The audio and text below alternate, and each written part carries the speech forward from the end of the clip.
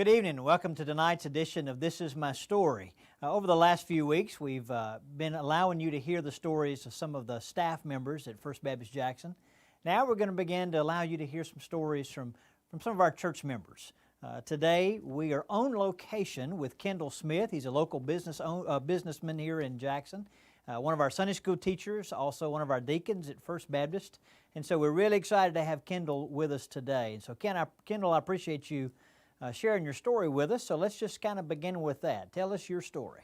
Well, actually, I grew up literally 6 blocks from here. Really? Believe it or not. And I always tell everybody I never left the neighborhood. And even back 69 years ago, this was not really a great place to live, but I grew up in Griffith Memorial Baptist Church, right around the corner on Silas Brown Street. And my parents and I went to Sunday school, church, training union, RAs, everything, every week.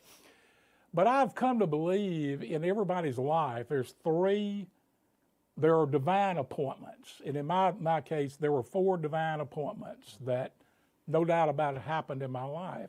And when I was growing up, like a lot of people, when I was 8 or 9 years old, I just followed the herd down the aisle, right around Easter, was baptized on Easter Sunday back in the 60s, and lived that life for a long time. I was a pretty shy person, if you can believe that. And then when I graduated from Central High School, I went off to the wild and woolly world of Starkville and Oktibbeha County. And it only took about 3 nights before I succumbed to the temptations we had been warned about, and especially in church training, and it succumbed to all those. Right. But interestingly, going back to my Griffith experience, I would get under conviction in our dorm room, and I'd come back, and my roommate was always going to do his daily Bible readings, and he'd start crying and saying, "What's God going to do to us?" And I'd say, "Tweety," his name was Robin, I said, "Tweety, when we grow up, we're going to graduate, get good jobs, and be deacons in the church. It's going to be okay." Yeah. And I literally would go over to my bookcase, and my mother, pull out my Bible, and my mother had written in the back of my Bible, "Kendall Smith joined Griffith Memorial Baptist Church on April the 9th, 1964, or whenever it was, and was baptized on Easter Sunday by Dr. Alan O. Webb, who used to be a pastor at Daniel there." And that was my assurance. And I would close my Bible, get back in bed, and that was really what I based my salvation on. So not unlike a lot of college students, or maybe even people that are listening to this. Right. I didn't realize that I was not saved. So getting back to this idea, and I've read this or heard this, I believe everybody has divine appointments in their life, maybe, and we look back in retrospect and realize, well, that's what happened. And the first divine appointment that I can look to was meeting my wife at a random picnic at Pelahatchie Lake in the spring of 1974. Now, one of my roommates at State had quit school, very bright guy, senior class president, but he had quit school, moved back to Jackson, became a policeman. And I'd graduated from State, was living in Tupelo, working for Stuart Irby. And he called one day, said, "You coming home this weekend?" I said, yeah. And he said, "Well, you want to go to a party?" And I said, "Oh, yeah, man, that's great." And he said, "Now, you got to behave because these are church girls." And so I put on, which was in vogue in the South, I had on plaid pants with big old 3-inch cuffs, a dark blue shirt with a long collar, and 2-tone shoes, and I looked like Superfly. And go to Pelahatchie Lake, and I realized right quick I'm way overdressed. But I saw a young lady there, and I thought, like, man, she is cute, had long hair. You know, I remember Sheila gets mad at me describing what she had. Matter of fact, we cleaned out our attic the other day, and I made her keep the outfit she had on, so I still have it. Did you keep your outfit? Oh no, I couldn't even get a leg in mine.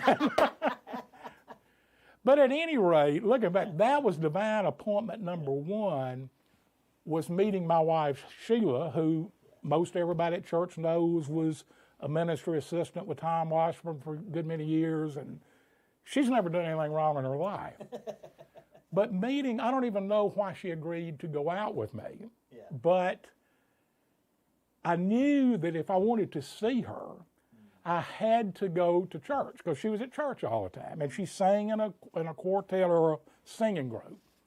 So they were having the 20th anniversary of McDowell Road Baptist Church down in South Jackson. So we started dating about 3 weeks after I met her at Pelahatchie and got up the nerve to ask her out. And so we go into, it was the 20th anniversary, we go in the McDowell Road Church on a Sunday night. Place is packed, 700 people. So we walk in and going to sit in the back. The music minister who was leading the revival was not, he was there just for a revival. He looks back in front of 700 people and says, well, my goodness, there's little old Sheila Myers back there all growed it up. And they're all thinking in this church, I wonder who that thug she's with. And anyway, that's, meeting Sheila put me in position for what happened 2 nights later. And as I said, they were having a revival.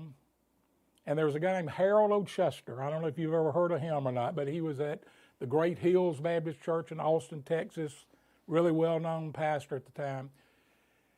And we went that night, and we were sitting toward the front because she had sung with her group. And the Harold O'Chester was preaching on being in Egypt, but moving to Canaan. Now, I had grown up at the Griffith Memorial Baptist Church all of my 21 years at the time, and I did not know what that meant.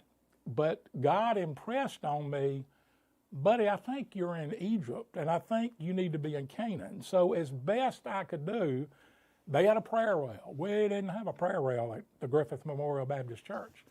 So I went forward, knelt down, and I said, God, I don't know what this guy's talking about, but I think I'm in Egypt. And I know without a doubt I'm not living a life that honors you, so I ask you to come in my life and change me. So I got up and went back to my pew, didn't say anything to Sheila much, and all I knew is that the next morning I had been smoking maybe a pack of cigarettes every 2 days, and I lit up a cigarette, started throwing up in the middle of Northwest Street. I lived out in Fondren at the time, on the way to work. Wow. My language cleared up. I mean, I hate to admit, my language was not good. Yeah. Overnight, cleared up. Overnight, I started liking all these people that I'd made fun in up at State. Wow. So that was divine appointment number 2. Now, as a footnote to that, go ahead. Well, let me stop you right here. So would you say that your salvation experience was there at McDowell Road Baptist Church that night? Oh, absolutely. And so then you for so many years, you kind of lived with a false assurance of salvation just based upon a date that was written down in your Bible and a baptism date. Yeah. But then you realized at age 21, right, that a relationship with the Lord is much different than just going through a religious exercise. That's right. Yeah. And really, God got your attention by sending Sheila in your life. And absolutely. I like to look at the Bible. You see it all along through Scripture where God sends what I like to call intersectors. People who just come to intersect our lives at just the right time with just the right message. And that Sheila was that for you. There's no doubt about it. And so by God's grace, God sent Sheila into your life. And it's oftentimes been said that behind every good man's an even better woman. She gets embarrassed when I say, she's going to be embarrassed when she hears this. Yeah. But over the years, I have been very blessed and very honored to be in positions of service in our church, and was chairman of the deacons. And that was hard for her because she's not an outgoing person. And I went home that night and said, I need to ask you, how are you going to do the deacons banquet 2 years from now? And she said, what have you done? But I want to do a footnote to this salvation experience at McDowell Road. I was assured of my salvation. I mean, it was obvious that God came into my life, started teaching Sunday school. 10 years went by, and we just had multiple I mean, we had a lot of revivals at McDowell Road. A lot of preaching, a lot of good preaching or whatever. And you would always hear this phrase, getting the order right. And on your salvation experience and an outward demonstration of what God had done on believers' baptism. Well, I knew in my heart, you never did that. So 10 years go by. Now, by this time, I've been teaching class for a decade. I was vice chairman of their deacons, and we were having us, and I was boycotting the choir because I was mad at whoever the music minister was at the time.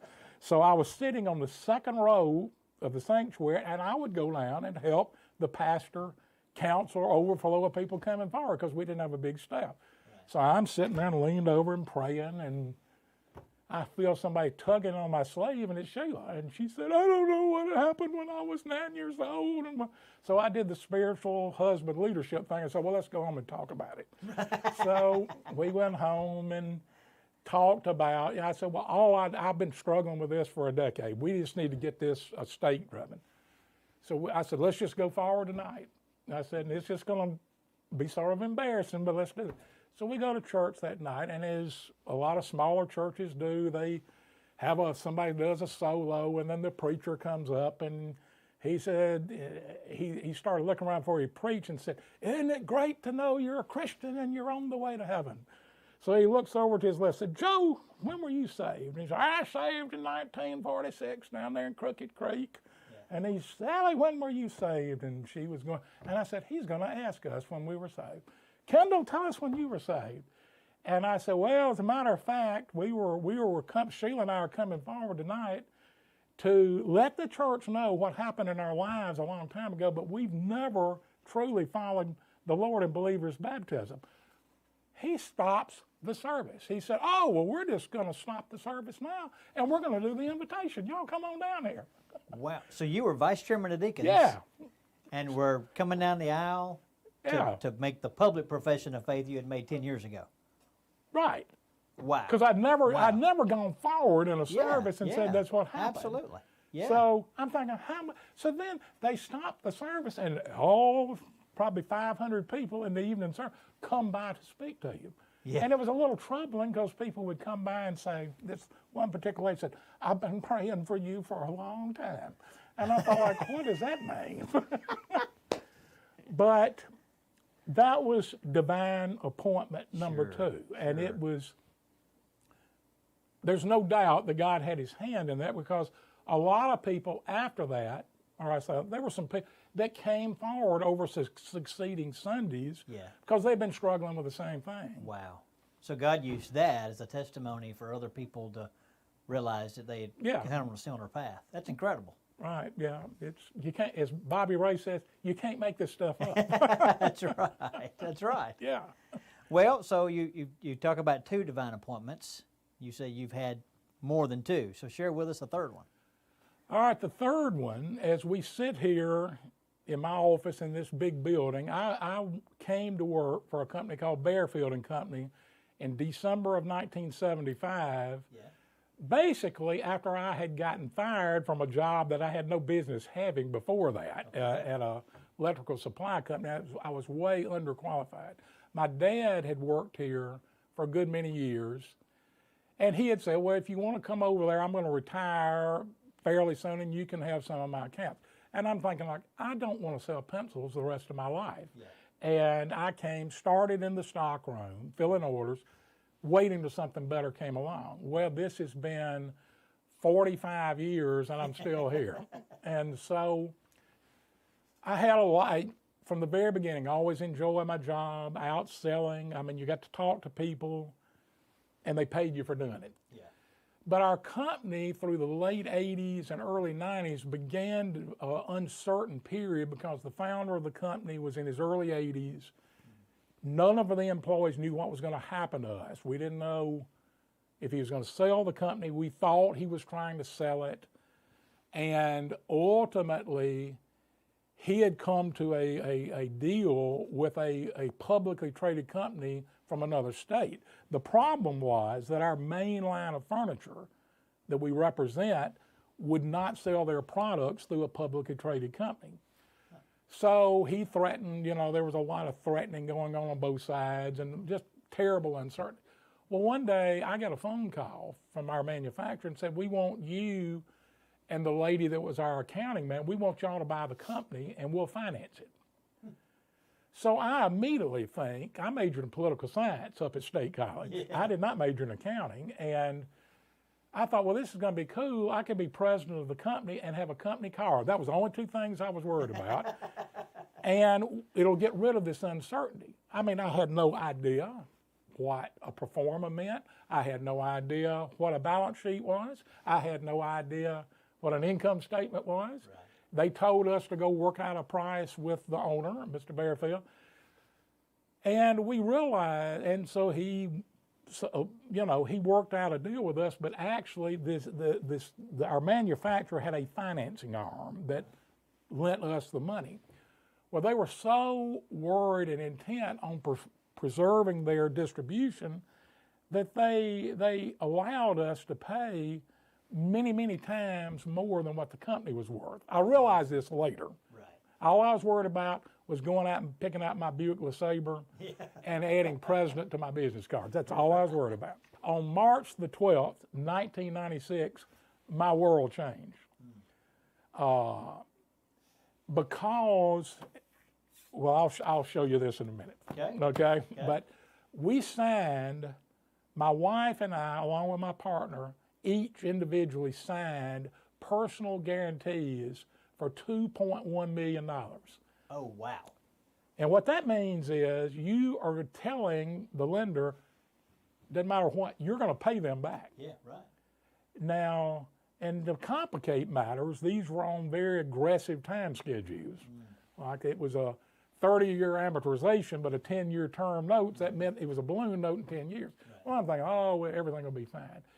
I majored in political science. I went through failing from Accounting 101 in Bowen Hall up on the campus of State and in the early 70s, and it only literally took me the first month when I reviewed the P&L. I said, this isn't going to work. I said, this is red when it's supposed to be black. And we struggled through that for nearly a decade. We went through several debt reorganizations. We went through multiple company reorganizations, trying to make things work. We were fortunate that we were able to do some acquisitions that I'll talk about in a little while that helped us, but it was never near enough to even pay any more than the interest.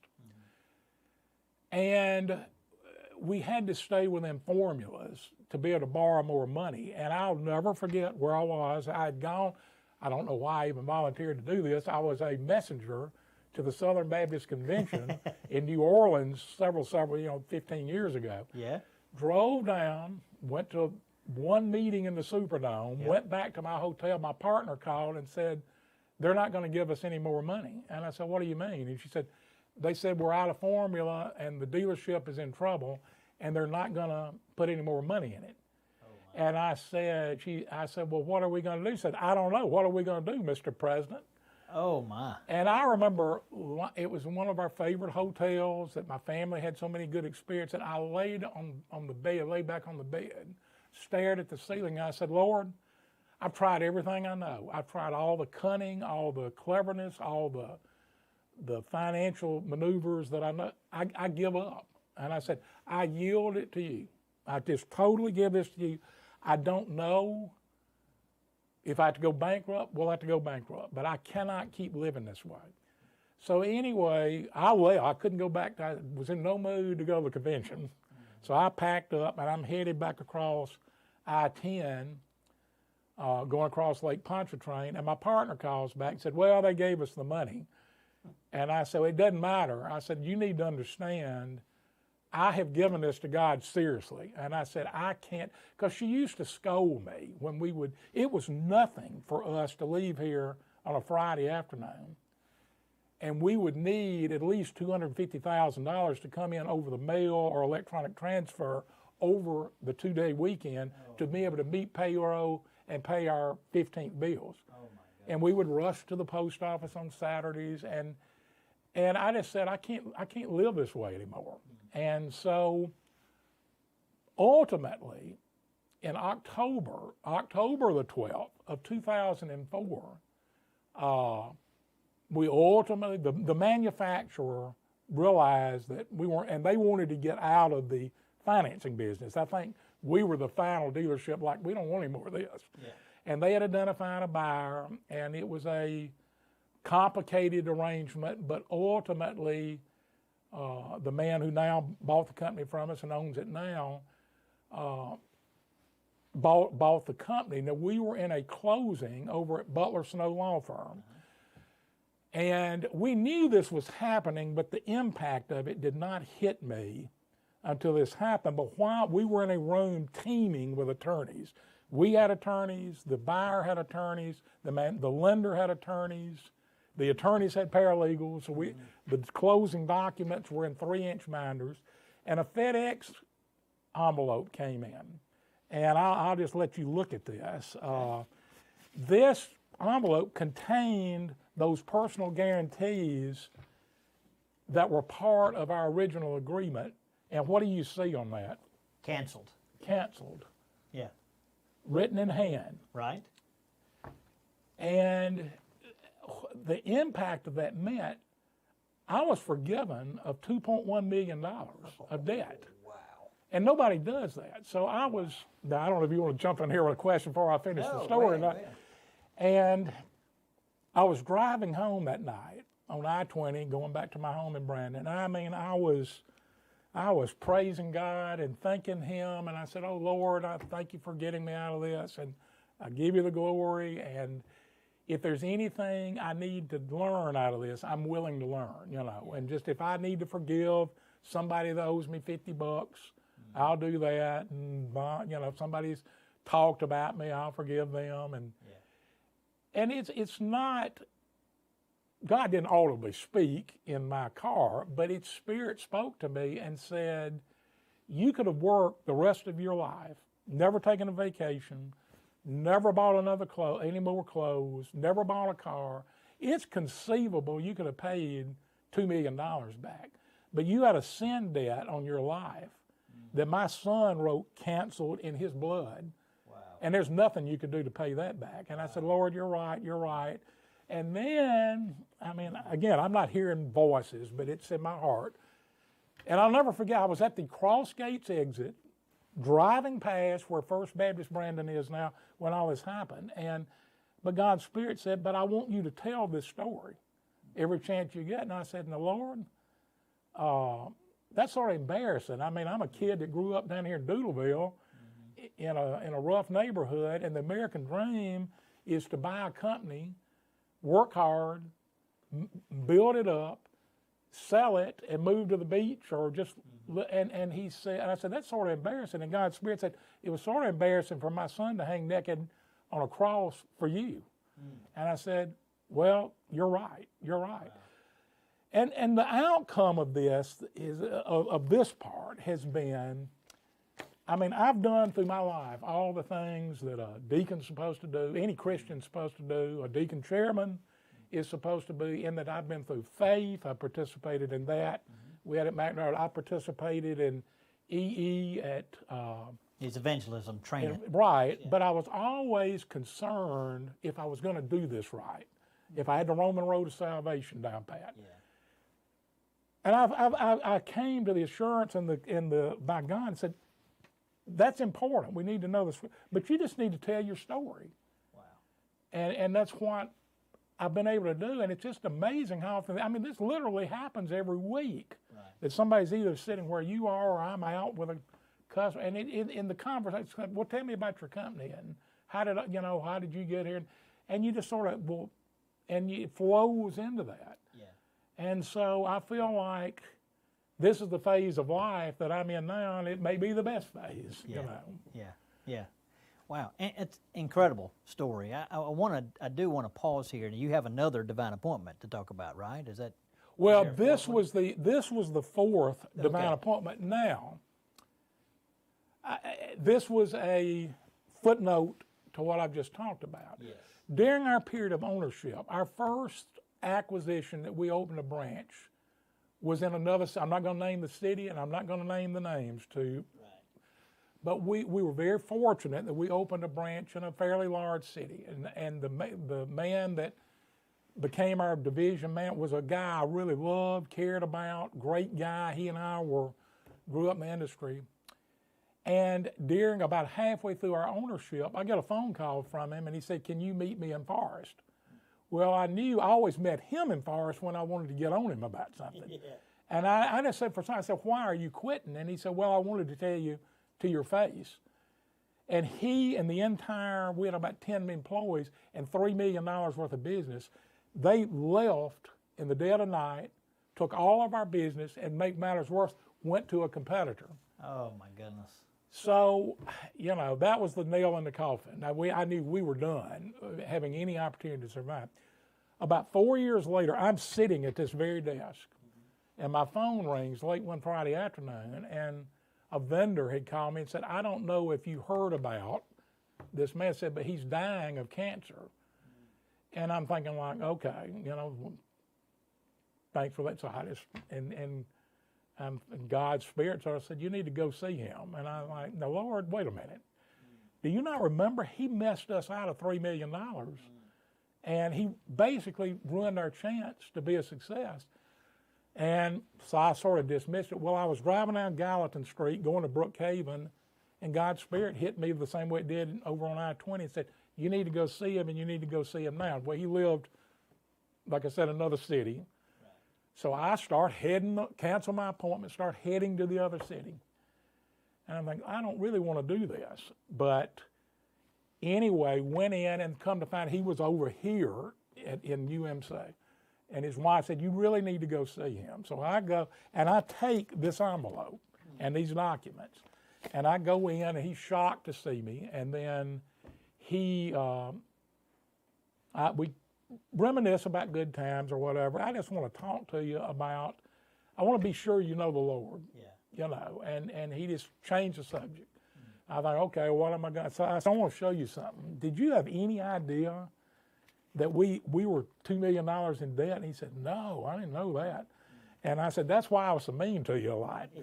And I said, "Let me show you something." I said, "You see that? They canceled this debt. What would it have been like if I'd have told our lender, I like living under bondage. I don't want your forgiveness." Right. He said, "Well, that'd be stupid." And I said, "Well, how much stupider would it be if we didn't accept God's forgiveness through his son Jesus?" And he totally changed. Well, he died a year later, but his wife told me that one of his best friends in high school had talked to him, and he had become a Christian. Wow. But I say all that to say, of all these divine appointments, God's worked through all of them. I didn't see it happening at the time. Yeah. And we have a big church, and I'm pretty sure God's working through business people, lay people, people that are working everywhere. Sure. That's an unbelievable story. I really appreciate you sharing your story with us. Our time is kind of running out, but I do, before we dismiss, I do want to ask you a couple of questions, if that's okay. And that is, I love, basically as I hear your story is a story of God's grace. God has been just incredibly good to you and providing people at the right time, providing debt cancellation at the right time, providing an opportunity even for you to pay it forward and showing grace to a friend. But I want to ask you a couple of questions, and we'll kind of dismiss with this. For the person who hears this story tonight, or maybe even later on during the week, who is that person who walked down the aisle of a church at an earlier age, but there's just that restlessness in his or her heart, and particularly who wrestles with the fact, if I walk down the aisle now, how embarrassing will that be? Because maybe I've been in church leadership for years, I've been going to this church for years, but you did it, and you did it as the vice chairman of deacons. So what advice would you give to that person who maybe knows that that's something that they need to do, but they're just scared to do it? Well, I can say this from experience. I can say this from some our fellow church members, some of them, that have done that very thing. And the joy that you have after you do it and the assurance that you have that you followed God's instruction for your life outweighs any people in our church are not going to be, you have no reason to be embarrassed. Yeah. They love you, and they're going to support you, and they're going to be encouraged. Because I mean, I believe I based my salvation on something my mother wrote. Yeah. Mm. I mean, we joined the Rotary Club. Yeah. Right. We don't join the church. We accept God's grace and forgiveness. That's a great answer. Yeah. And then a final question, and that is for the person who's listening to this who maybe is in a business and they're just over their head and they don't know what to do. What would be your advice? I may have mentioned this. I was indicted by my partner sometimes because she would say, "Yes, Mr. Christian, yes, Mr. Deacon, are you praying about it?" And, you know, obviously, I believe in my case, and I think it's very simplistic for me to say this on the other side, but you have to get to a point of brokenness. And that's not, and it totally broke me from pride. And I'm a prideful person. People that know me know that. But I think the thing is you have to get to the point that it's just not lip service. You mean in your heart, God, I can't control this, and we're in uncertain times now. Right. And I think this is going to be a problem for not only our members but other people, both of faith and not, with these uncertain times. There's no question. Restoration oftentimes is right around the corner of brokenness. Yeah, it gets to that point. That's right. And I was very fortunate in our church to have supportive deacon brothers that I would go to and talk to. Yeah. And they gave me advice without condemnation, or you are an idiot for having done it. Right. You know, and that we are uniquely, I think, positioned at First Baptist for that. Yeah, fantastic. Yeah. We want to thank you so much for joining us. Thank you, Kendall, for being willing to share your story. And, you know, his story is a story that so many of us can relate to. And so, you know, I think it's helpful to be able to see that the folks you see, and as you sit in a pew, hopefully we sit in a pew soon, but the folks that you see to your left and your right and in front of you and behind you, just regular folks like all the rest of us. And we all go through difficult times sometimes. And those who are Christians, we all have a story. And I appreciate you being willing to share yours, because it is an encouragement to all the rest of us. Thank you again for joining us tonight. I hope that you will encourage other people to tune in as well through the week. You may know people who have a story that's similar to one that Kendall has shared, and this would be great help for them. So please encourage others to watch. Again, thank you so much for joining us for This Is My Story.